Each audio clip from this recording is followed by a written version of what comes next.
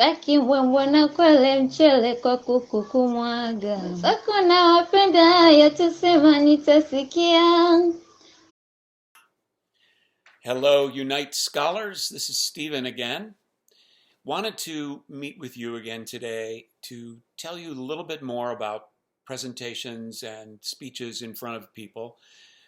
I also wanted to review a bit of what we did in the last session.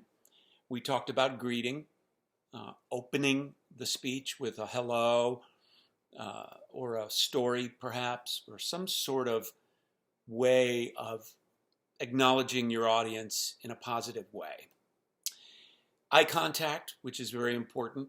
We want to see your face. We're not interested in the top of your head or any other part of you except the fact of you looking at us. We want to make sure we do intentional speaking. You want to be sure that you want to have thought this through and respected your audience enough and yourself enough to do this with an intentional quality. You want to stretch. You want to make sure your blood is moving and your energy is up. And you want to be you. That's perhaps the most important lesson that was in the first session. It was be you. The more you're you, the better the speech will be, and the more effective the presentation will in fact be. So today, what I'd like to do is talk a little bit about opening with humor. And one of the things about speeches is that it's a contract. We don't sign the contract, but there's a mutual agreement that when I am speaking to you, you are listening and watching me. And you give me that respect. And in exchange for that respect, what I give you is information, entertainment, a story, something important, or I wouldn't be standing in front of you with the energy of giving you a speech, correct? And that's important to remember, that sort of unspoken contract. One of the ways to have that contract work out in your favor is to use humor. I tried to use a little bit of humor in the last session just to kind of make sure you were really listening. In this case, what I wanted to do is talk about the way you use humor. Perhaps my favorite way of using humor is to make fun of myself. So if I can make a joke about something that I did that was so silly, and yet I learned a lesson about it, and it relates to the topic of what the presentation is about, that's gold. That's a wonderful, wonderful way to have it be. You can't always do that. There's not always a way to fit a funny story into every presentation. So sometimes you just have to sort of wing that. And what I mean by winging is you get up in front of the audience and you do your greeting, and then you literally tell a story or a joke or something that's going to get the audiences leaning into you. That's what you want. You don't want them to start thinking about what they're going to cook for dinner. You don't want them to start thinking about what they're doing next once this thing is finally over. You want them to be really into what you're saying.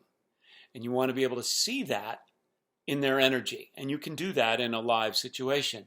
It's hard, of course, it's impossible. In this case, I can't see you at all. I have to just trust that you're listening carefully and watching carefully. So that is a goal. And it's easier said than done, but it's something that you should give some thought to. How to have a piece of humor at the beginning, and most often a joke on you.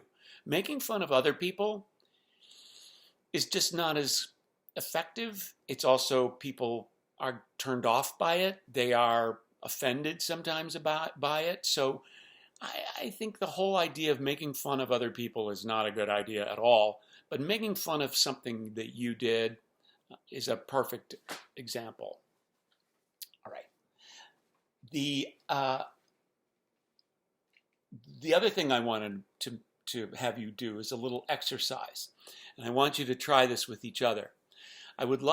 We went through fill words a little bit yesterday. Like, I think we didn't say, but in our culture is still a fill word. You know what I mean? Like, that. These let you think, as we said, right. The thing about those fill words, though, is they're very effective if you know them all. And they're really good to avoid, but you have to know them all. So I'm going to give you a little exercise here, and I want you to work as a group. And one person at a time walks up to the front of the room or the class, and I want you to be the worst possible speaker ever. I'm not going to tell you how to do that. You should know, especially since we've started talking about the things you should be doing in a speech. So try to figure out how to be really bad using fill words. Maybe you talk really sort of not very loud, and therefore it's not very exciting. Okay? Are you with me? Or maybe you laugh the whole time. Well, if you're giggling, we're probably not going to be giggling at all, right? Or we will, but we'll be feeling sorry for you. So think of ways you can be a really bad speaker. And the worst speaker wins this contest, okay? Because it makes me know that you know what the mistakes are that you can make.